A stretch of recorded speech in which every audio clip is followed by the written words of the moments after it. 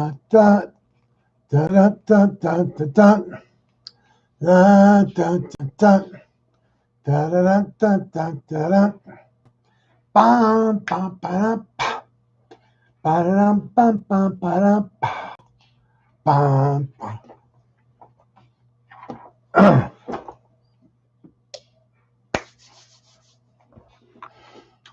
If somebody's watching, you may be wondering, why is he saying something? Is he humming? What is he doing? For God's sakes, what is he doing? What is this man doing? He's supposed to be doing the podcast. So what is he doing? I was late. I wasn't that late. I was in the kitchen, and then I was brushing my teeth, and I took off my watch. So I didn't know it was 6 o'clock.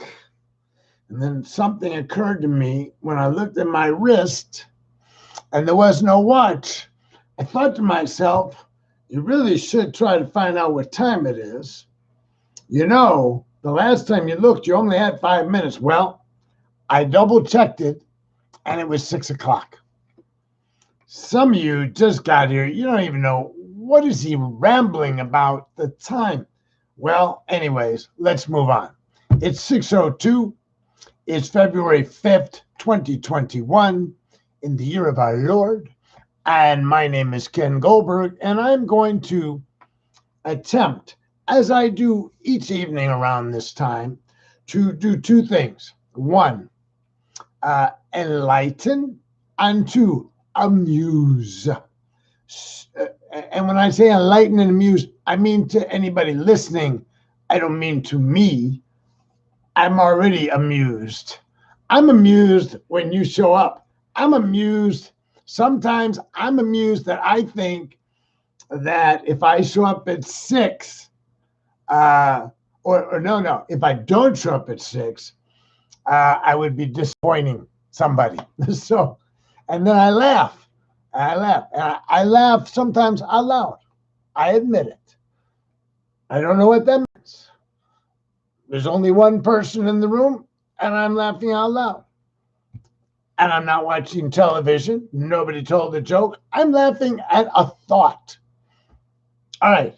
I got a lot to cover today. Very little, some political stuff, but not too much. Hi, Jenny. Hi, Lisa. Hi, Kathy. Hi, Rose. So listen, here's what I published 3 songs, and I'll tell you why. I don't usually publish 3 songs, but these 3 have a theme, and I don't know that the theme will tie into tonight, but it was a theme I had running in my head while I was bicycling.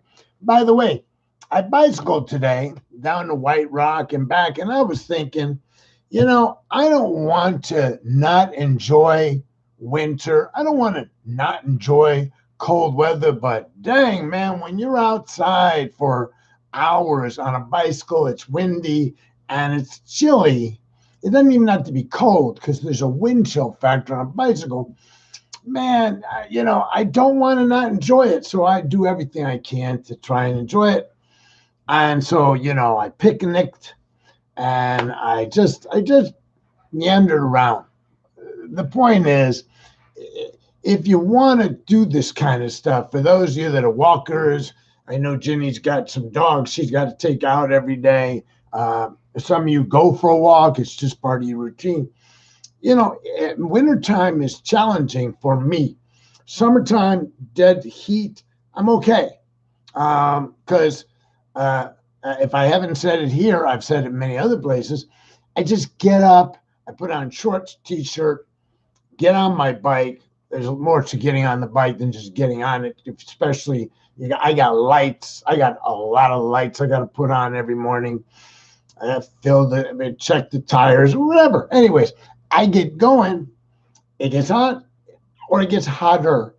I don't have to change clothes. In other words, it didn't warm up that much that I got to either shed or put on. But this time of year, you can find yourself shedding layer after layer as you go along. And then you turn into the wind and you're like, oh, dang. You start putting layer after layer on. So anyways, this is challenging for me to stay into it. But I went out today and I got to kill time because, I'm getting this vaccination tomorrow afternoon. I expect a bicycle tomorrow morning. I'm like, keep myself busy. You know what I'm saying? I mean, I don't know about you guys, but the opportunity to get a vaccination is, not just, oh, yeah, I'm getting a vaccination. It's also, oh, no, I'm getting a vaccination. Like so many things in my life, there's a gift, but there's a burden. And I can't help but have a little anxiety. The first one, not so much, but the first one means there'll be a second one. And I've heard from a number of people, the second one can be really uncomfortable, that you feel like you have flu for 3 to 4 days. I'm not looking forward to that. And I know that the odds are. So anyways, I'm just trying to stay in the moment. Bicycling is pretty cool. So I'm out bicycling and I start thinking about Uriah Heep. Uriah Heep, Stealin when I should have been buying. And then I started thinking, hi, Debbie. I started thinking about Tiny. Some of you know Tiny. If you knew me back in Hyde Park, Kathy probably met Tiny.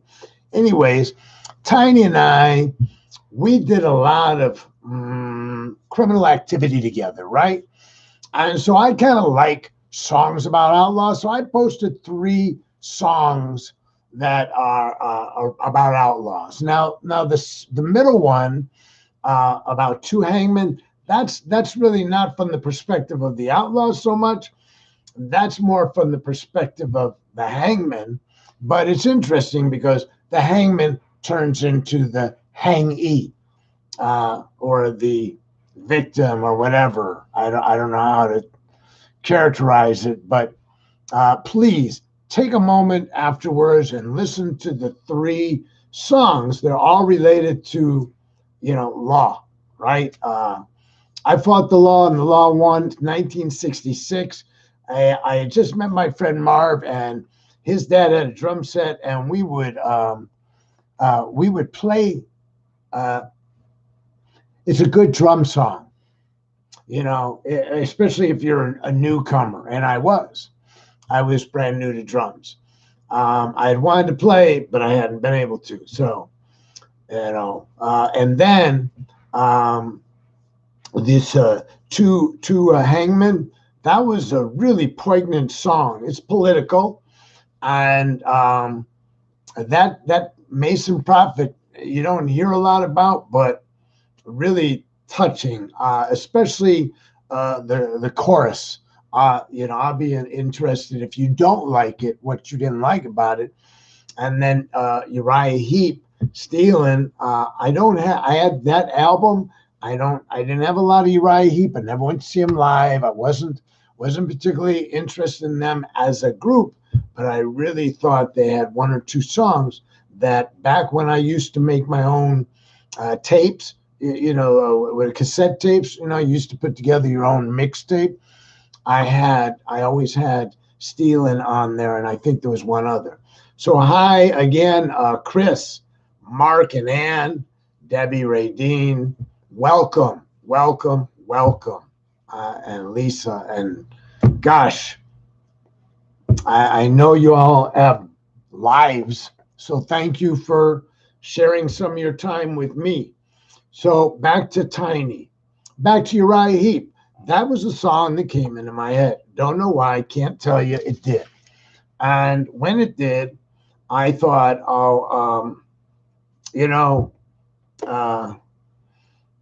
my criminal days were not lengthy. They went on for about 5 years, maybe a little less. My time with criminals went on for many years. But my time personally, living almost exclusively by my wit on the streets, it's probably around 3 to 4 years, actually, when I was, burglarizing, selling drugs, whatever I could. I mean, I'd go in a restaurant, steal the toilet paper out of the bathroom because I lived in these apartments or rooms in an apartment, and even toilet paper was an expense that, if I could get the toilet paper out of the bathroom, that was one thing I didn't have to worry about stealing at the grocery store or in the alternative paying for. Typical day for Ken Goldberg back then was to get up, go down wherever I lived. I would often go down to 57th Street, across from where Kathy Green's mother worked. And hopefully Kathy won't think too poorly of me. I used to go in there about 11 o'clock in the morning and shoplift frequently. I would shoplift. Well, what I would do is I would buy these loaves of French bread. You know what they look like. You look like a half a baseball bat. But I would steal cream cheese and or bologna or both. And then I would pay for the bread because it's really hard to hide one of those long loaves of French bread. And I go across the street to this little park that was next door to this restaurant. There was an alley. And I would sit there and I would cut up the bread and I would make myself a sandwich, either bologna and cream cheese or just cream cheese, whatever. And then later on, I'm going to jump ahead and cut out part of the day. I'm going to come back to that part. And then at night, I would usually frequently stop at a place called Ribs and Bibs, and I would get something every night there to eat. And the reason I'm skipping the center part is, so I landed up at my doctor's office when I was, 17. And I had sores all over my mouth, like little cuts, little paper cuts all over. And he asked me, what do I eat? And I told him, and he just looked at me and he said, do you eat any vegetables? I'm like, yeah, no. And he said, do you get any vitamins? And I don't know. How do you get vitamins? At that age, I had dropped out of high school. I didn't know anything about vitamins.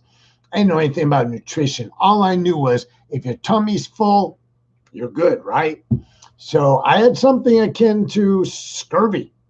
I don't think she knew Kathy. I certainly never told her. She wasn't always working when I was stealing, by the way. I mean, in fact, she frequently wasn't there. It was easier to steal from a small grocery store like that than to steal from a big one. And as Kathy and Debbie and the other Hyde Parkers, Mark, would know, we didn't really have a big grocery store except for this one place called the Co-op. We didn't have the traditional, what you would in Chicago call Jewel and Dominic's. Those were the two prevalent big grocery stores.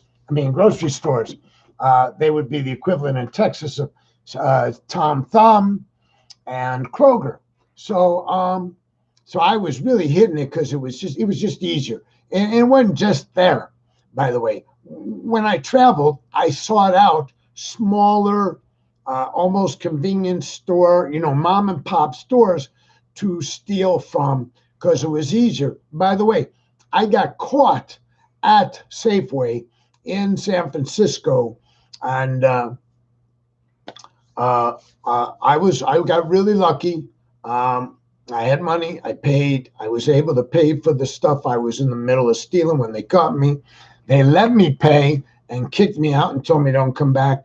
And I may have told you all before, in the newspapers the next day, Safeway announced that there would be no tolerance for theft. They were going to prosecute every shoplifter because it was just too many young hippies roaming around the country hitting Safeway. So I beat that by a day or two. Didn't stop me from stealing. I'm just telling you that had I been caught a couple of days later, I probably would have been arrested for it. But in this case, what? All right, back to Chicago, back to Hyde Park. I had the scurvy. They gave me some drugs. I healed. But I got colitis from eating barbecue every night. A little word to the wise. Pizza and barbecue are not the things you should build your nutrition on. And so at the age of 17, I got jammed up. You got caught at Mr. G's. Well, now we're even, Kathy, because my friend, oh my God. I'm friends with the son of Mr. G's, who became the owner of Mr. G's. He also became the principal of South Shore High School. So Mr. G's was a grocery store, and again, a smaller grocery store, family owned in our neighborhood. And Kathy apparently got caught stealing a sandwich there while I was busy stealing from the grocery store her mom worked at. So now we're even. Um, so, um, so I would hang out and so I was hanging out in this area called 57th Street, and usually looking to get high. It wasn't uncommon. Kathy's brother Gary and some other friends, Linda and Rachel and some people, we would go panhandle until we raised enough money to buy drugs, usually acid. I don't mean heroin or anything like that. We would buy some LSD or some pot or something. Fairly benign activity. So we weren't stealing. But then I met a guy who was a thief. And one day he took me under his wing, not Tiny, somebody else, and he taught me how to burglarize. And I took to it like a fish to water because I always struggled to have enough money living on the streets. It's just one of the dilemmas of being too young to have a job in a lot of cases, or not having the discipline to get a job. But it's funny because it takes a certain amount of discipline to be a thief or to be a burglar. Because if you're going to burglarize properly, you have to do it at a certain time. You don't want burglarize. Burglary is not robbing. Robbing is taking from a person. Burglary is taking from property. So I would take property from while people are at work, which meant that I had a window of opportunity from about 10 a.m. to about 3 p.m. By 10 a.m., everybody who had a job was gone. By 3 p.m., I was out because people started coming home from work. You didn't want to get caught by people. It turns out I was observed in the act of burglary on numerous occasions, which is why I told you there was a dragnet out for me. Subsequently, there was a dragnet out by the Chicago Police Department burglary unit, which is why I landed up it's why I landed up in San Francisco, because I didn't have a lot of choice. If I stayed in Chicago, I was going to be in trouble. Debbie is asking Kathy if she's sure it was sandwich and instead of maybe it was a pack of cigarettes. Cigarettes, yeah, that was something to try to steal too, right? We all smoked back then. So I would often take anything that wasn't tied down, really, because I never knew what, and as a burglar, we had a narrow range of things that we would steal. Mostly stereos, because you wanted to be able to sell them. And, I passed up a lot of things unbeknownst to me, like bearer bonds. I didn't know what a bearer bond was. I didn't steal them. Coin collections I sold them for 10 cents. I saw if it was a dime, I sold it for 10 cents, right? Only to find out and subsequently that dime was worth, $5, right? It was a coin collection. But I wasn't connected to the community of people that would help you with fencing things at their real value.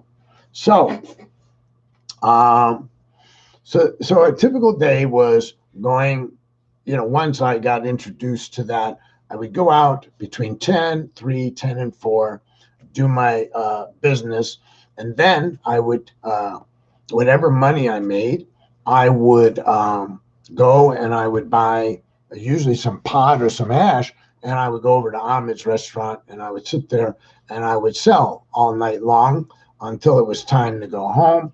And then on my way home, I would stop at Ribs and Bibs. The problem is, because of my age, I often landed up in police custody for curfew. And so I had to be careful not to have to be caught with drugs or stolen property on me, because I was an easy mark. And but I mean, what I was, police would spot me, but feet don't fail me now. Those you ever grew up around Chicago police know you're going to leap some fences, run some alleys, and those guys could run, but come on. It's hard to keep a 16 or 17-year-old kid, you know. I'm lighter, faster, boom, pow, gone, So I relate to songs about, criminal lifestyles, and my friends that I really, my community at the time, there was this community of people that were identified probably as hippies, and then those that identified primarily as criminals. And there was a lot of crossover. We'd smoke weed together and stuff. It was still a community. Those of you that grew up in Hyde Park, you know what I'm talking about. Anyways, as the years go on, you remain friends with your group. So Tiny and Butch and Jack and Tony James and all these people, they were friends. And even after we stopped being full-time criminals, just as I continue to be friends with my friend Gary and John and all these other people who really weren't thieves. They were just into drugs and alcohol, right? You stay friends. So my relationship to criminals has gone on my entire life. As they died off, it didn't really matter because I became a youth worker. Am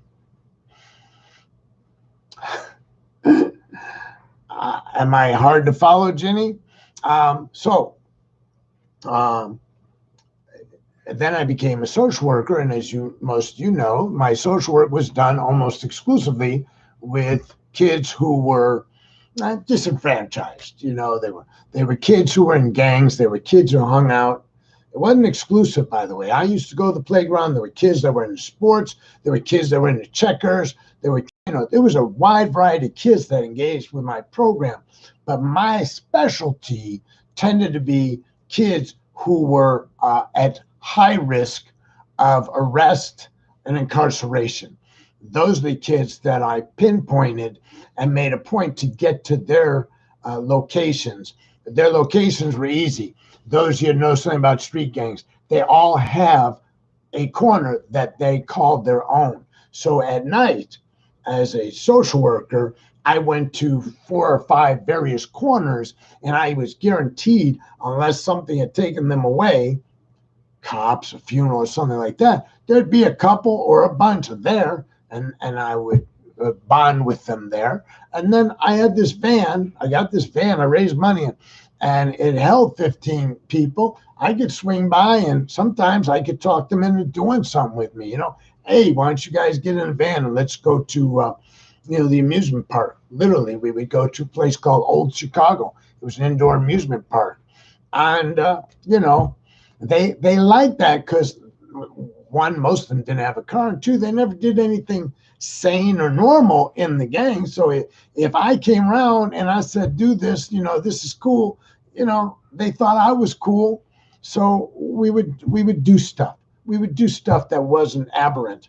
And then, as you know, I became a criminal defense lawyer. And so, again, I have been completely immersed in the criminal culture almost nonstop from the age of about 14 on. Gangs and drugs and all of that. So I have this affinity for that kind of music. Outlaw music, or canned heat, whatever. I posted 3 of the best tonight in my book. Those are 3 of the best kind of outlaw songs, and I hope you'll play them, and I hope you'll appreciate them. If you don't have crazy friends like that, well, you've got me, and I'm the closest thing to a crazy criminal that you can get without having a crazy criminal. Okay, so what else I wanted to cover? Oh, so in meditation and Buddhism, not meditation, let's talk about Buddhism. In Buddhism, I've said it before and I want to revisit it again because I think it's important. Buddhism is a very moral code. And I want to go on record as saying I've always had a fairly good moral compass. I'm saying that after I just told you I was a burglar and a drug dealer. And that wasn't the end of it. Of course, as you know, I had bars, nightclubs. Okay. One-on-one, I have tended to be a good person. Those of you that know me many years, you know I don't steal from friends. I don't hurt. I didn't commit acts of violence against people who were, how you say, weaker.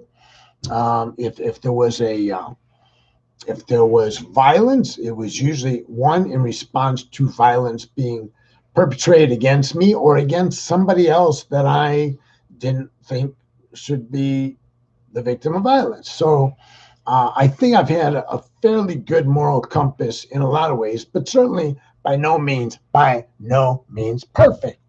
So I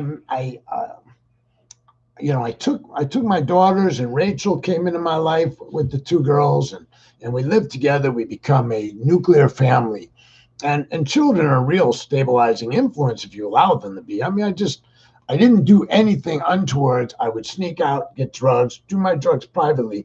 I never allowed anything untoward around my daughters. Even Gary, who is my bestest friend, and he lived with me. And Gary would say, you and Rachel can go out and have a night off. Go out, because I never went out. I went out when I had nightclubs in Dallas, but when we moved to Tucson, I bought a home, and I moved them in, and we became, for all practical purposes, operated as a nuclear family. I never really let those girls out of my sight. For all practical purposes. And Gary moved in with us for 18 months. And Gary, legitimately said, you guys go out, I can watch them. And I knew that. I knew if I asked him to watch the kids, he's there anyways, right? And I said, yeah, I appreciate it. And then I say to him one day, without ever letting him watch the girls, I said, the problem is, if you ever touched my daughters, I'd have to kill you. And Gary was like, oh my God, why would you say this to me? And I said, I don't want to say it to you, but how many times do you pick up the paper and, their best friend, Uncle Charlie, whoever, somehow committed a sexual deviancy against a child? And so, I had read enough of that stuff. I never let Gary babysit the girls. And if I trusted anybody, I want you to know, I trusted Gary. It wasn't a matter of trusting him. It was a matter of, I just can't, I can't do it. So for the next several years, I didn't go anywhere. I didn't go out to nightclubs. I mean, at night, if we went out to dinner, we all went out to dinner, right? If I went to a movie, we all went to the movie. Whatever we did as a family all that time. And Gary and Radine often went with us, by the way. Gary went with us when he lived with us.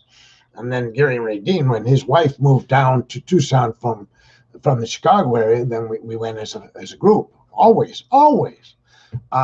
So again, I'm just saying, it was never a matter of trust about him. It was trust about males, right? So, so that kind of kept me on the straight and narrow, except for my addiction. Well, when I got into Buddhism, one of the early things you learn is that they have the Four Noble Truths, which I've recited here before. I'm going to recite it again. The first one is to take no life. Refrain from taking life is somehow the way it's phrased. Refrain from stealing or taking that which is not freely given. Refrain from lying or gossiping, and refrain from sexual misconduct, and refrain from partaking of intoxicating substances. By the time I discovered Buddhism, I had already gotten clean. So not partaking of intoxicating substances, I was already there. I wasn't doing anything. And I wasn't stealing, and I had very few occasions I needed to lie. I still killed things accidentally, like bugs and stuff, and I stopped doing that.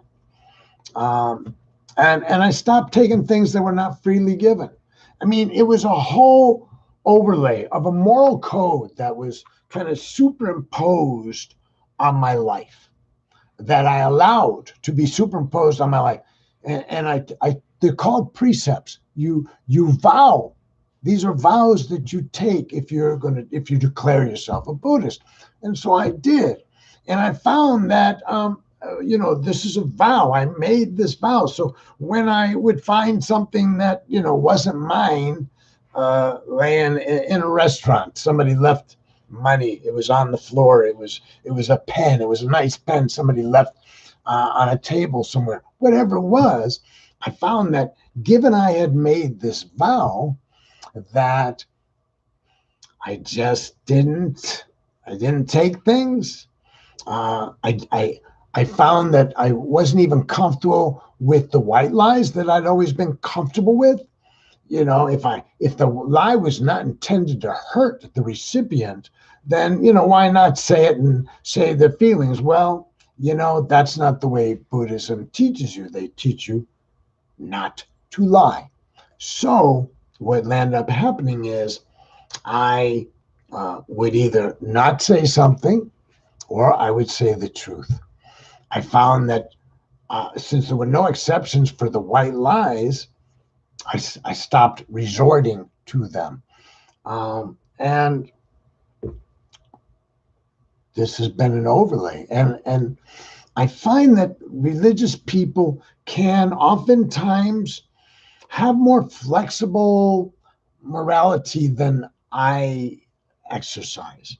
And I don't exercise that flexibility because I'm Buddhist, religious Buddhist.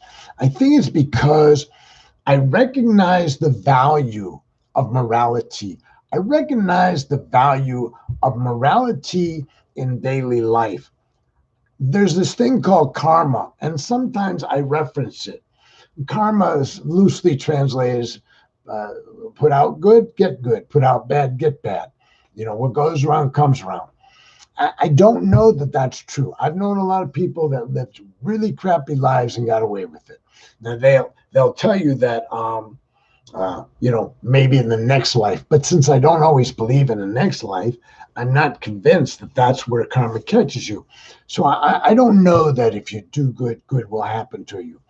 I've done a lot of good and had a lot of bad happen to me. Maybe I deserved it from some of the stealing I did back then. Maybe that was coming back to haunt me. I was an aggressive driver. So when somebody's cutting me off, maybe they're catching up with me from when I was in my 40s and my 30s. Because in my 50s, I stopped driving aggressively like that. So I think I just have found that adherence to almost a high morality, the value is in self-esteem and self-perception. So when I am under attack, legitimately or not, by somebody or somebodies for something I've done that caused harm to others, I can pretty much legitimately always say, I did not intend that. If I didn't intend it, what's the next step? Well, I could apologize for my behavior. I can try to modify my behavior going forward. But really, acceptance is the key. I deal with a lot of people over the years, before sobriety, after sobriety, in sobriety, people, whether they're lawyers or accountants or whatever. And most people I find aspire to good moral values. But when people are pressed over their self-interest, over the interest of others, they feel challenged. They feel like maybe this is the time to be flexible. This is the time to maybe bend the moral rule a little bit, right? And Buddhism doesn't give you that latitude. It doesn't. There's nowhere that the Buddha is recited as saying, and if it helps, you could tell a little white lie, or if somebody gives you too much change, that's their mistake. There's just no exceptions. And I don't know what the payoff is down the road. I don't know if I'll have a great rebirth. I do a lot of good. I do. But I did a lot of bad. I don't know where that all goes, right? But in the present moment, by behaving accordingly, I know that my side of the street tends to be clean. So when the accusations are flying or somebody feels offense by something I said or they heard I said, that's usually more like it, and they come at me with hostility, I'm usually like, back in the old days, I would just like, oh, screw you, you don't trust me, screw you, or, you think I said that? I didn't say it. Go screw yourself, whatever. Now it's kind of like, well, I don't think I did that, or if I did that, I certainly didn't do it in the way it's being interpreted. But if somebody's interpreting my actions or my words and it lands up hurting, then I can take a step back and go, you know what? I didn't mean for that outcome. And I'll try to be more cautious. I try to be more attentive so that I don't get in this situation again, as opposed to just used to always, flip people out. I didn't do it. Go screw yourself. Right? No, I can't tell you how many times somebody said I did something I didn't do, whether it was when I had the nightclub or a business. People, when I was in the automotive business, I can't tell you how many times I was called, a cheat, that I was trying to screw somebody, overcharge them, whatever it was. Never, not once, right? So, I found that these 5 vows and the Four Noble Truths. The Four Noble Truths, just so you know, that's the gateway into Buddhism. What I told you about was the precepts, but the gateway is the Four Noble Truths, which is, life is unsatisfactory, that all of us who have been born have suffered physical, psychological, emotional difficulties and pain. And that was one, because we were human, and two, because we didn't know how to deal with unpleasantness or physical discomfort, pain, whatever it is. Our tools were limited. And so I got it when they said being born is to be born into dissatisfaction. Man, could I get that one. Dissatisfaction comes from clinging, hang on to discomfort. In this sense, I have an aversion, which is a form of clinging. So when I felt uncomfortable, what's it going to take to make me feel better? Do I need to take a hydrocodone, a pain pill? Will anti-inflammatory serve the purpose? Will a drink help? When I used to get really angry, smoking meth took it away like that. I didn't have to work on my anger management skills. All I had to do was smoke meth. That was an anger management tool. So I got that my aversion to discomfort, my pursuit or clinging to things I thought were pleasurable, were causing my suffering across the board. Everything that was hurting me was about that. And then they said in Buddhism, they say the third noble truth is there's a way out of this suffering. Then they say the fourth noble truth is the path. Redeem says the law of three, what you do right or wrong will be returned threefold. I'm a lousy liar, so I usually stick to the truth. Kathy says anyone who knows me well knows I cannot tell them a lie. Debbie, she posted this a long time ago when we were talking about my daughters. She's like, she was the same way with her daughters. So, I only in kind of invoking this Buddhist, is it a lecture? I don't know. Summary, because I everybody's got their path.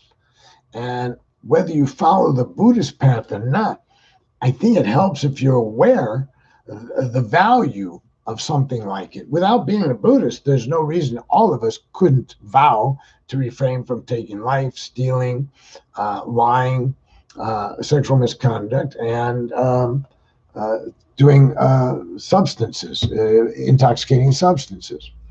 By the way, most of the Thai people I met drink, so it's not like when they sign on to be a Buddhist, they never uh, they don't ever drink or gamble or lie or anything. But me, I've tried assiduously to hang on to this path. You know, when I was hiking in Tucson, Arizona, I will tell you that most of the path, I stayed on the path. So the rangers or somebody usually had beaten a path. So you'd go to Catalina State Park and you want to go to the waterfall. There was a trail, and you took that trail and you stayed on that trail, right?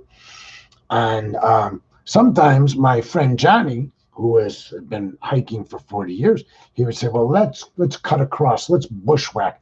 I want to." And I'm like, Johnny, you know, there's cactus and snakes. Stay on the trail. Here's the point. I have learned to follow people who are leading successful lives. I have learned that I don't need to create a new trail. There's a reason I stay hiking on the trail. It reduces the probability of getting lost, getting bit by a snake, falling because I can't see where I'm going, getting lost and dying or whatever. So I'm pretty much stick to the trail. I don't go hiking unless they have trails. In other words, you know, some people like, yeah, let's go in the woods here and take off, and you know, and they know how to use a compass. And no, not me. I don't know how to use a compass. I want a trail. I want to go where others went before and show me the way. This to me is an important element of my healthy living, is to learn from those who I never could learn from before, to study. I said it yesterday or the day before. It takes a village to raise this idiot. And I'm telling you that in addition to my community of 12-step, you, my community of old friends and some new friends, and my Buddhist community, I'm fairly bulletproof in this regard. I didn't do it.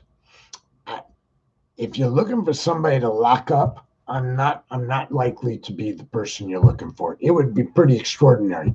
Gary used to say, I used to say to Gary and I, you know, we had some tough times in Tucson. Gary was having a hard time getting work, and I was having a hard time getting work, and I lost a lot of money. And, you know, we would kid around and say, well, you know, we should rob a bank or something, you know.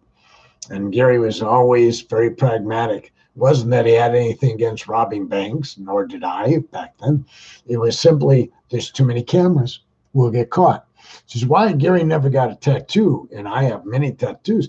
Gary was very pragmatic again. He'd say, you know, that once they've got you, then, you know, they know you got a tattoo. They'll always be able, it's the guy with the tattoo. You know, he had the guy that had the anchor tattoo, or the, you know, the bleeding knife or the dragon or whatever it is. He's right. If I ever get arrested post tattoos, I haven't been, he'll have a lot to go on. I was miserably married to a major liar. It was the worst. I don't lie, and I don't like liars. Rose says, when you're sorry, then add, but it erases the apology. I suppose so. I'm not usually down with the but, and Debbie love it. So it's time to wrap it up. I've gone, or I'll be going in overtime. Introducing metta. Metta being a Buddhist practice, right? So, anyways, I hope if you saw my Facebook, I posted the Tighten Up earlier. I posted Do the Tighten Up. Oh, yeah. And there was another song by the Esquires. Give me just a little more time. No, it wasn't that one. I'll have to look that one up now. Anyways, I know I wandered around. I wandered through the emotional jungle of my mind, but I did it. I did it for the purpose of communicating the mechanics of how I operate today. And I suspect most of you operate very similar. You may not call it Buddhism. Maybe you don't call it Christianity or Judaism or Hinduism. It may just be something you feel a natural affinity for, just to live right. All right. And part of living right is to bring our hands together before our hearts and to bow our heads and close our eyes and take a deep breath.